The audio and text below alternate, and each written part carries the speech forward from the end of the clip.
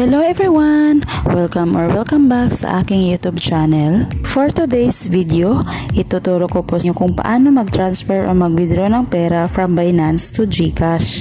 Medyo nag-iba na kasi ngayon ang Binance, meron ng bagong update. Sobrang dali lang nito guys. Panoorin mo ito hanggang sa dulo. At guys, please subscribe sa aking YouTube channel and hit the bell button for more updates.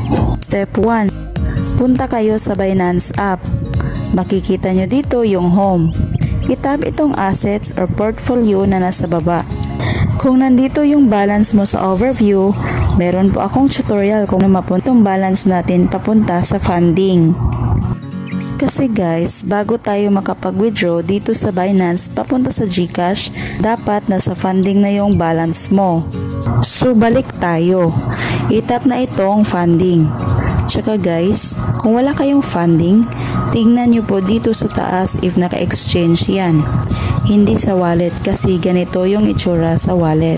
Step 2. If andito na yung balance mo sa funding, meron po akong 11.42 USDT.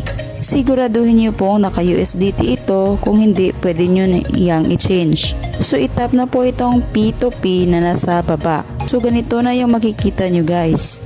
Step 3. Siguraduhin nyo pong naka-PHP itong nasa taas guys. Kung hindi yan naka-PHP, pwede nyo naman yang baguhin. Itap lang dito.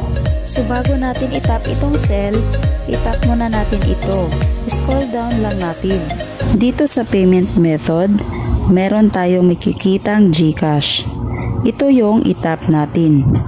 Siguraduhin nyo din guys na na-set up nyo yung GCash nyo. Hindi pa pwede na hindi yan iset up. So itap na itong confirm. Step 4. So naiba na siya guys.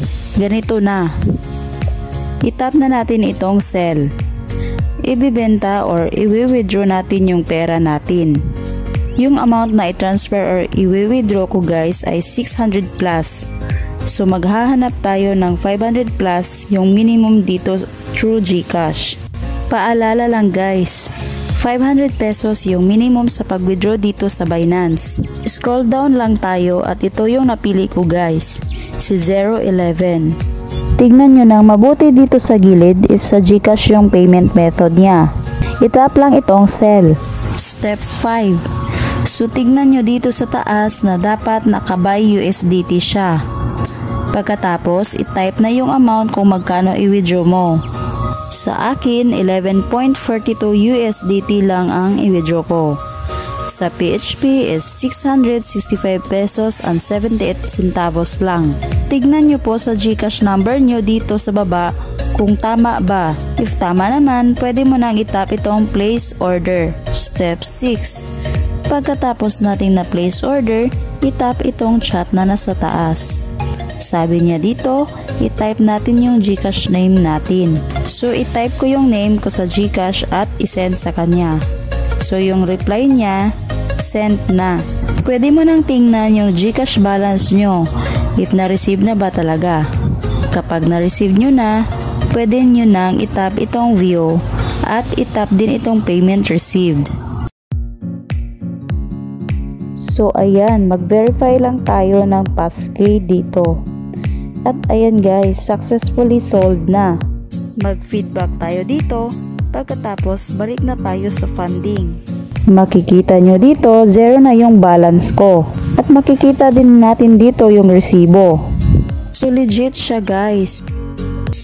Na-withdraw na natin yung balance ko galing dito sa Binance papunta sa GCash ng madali.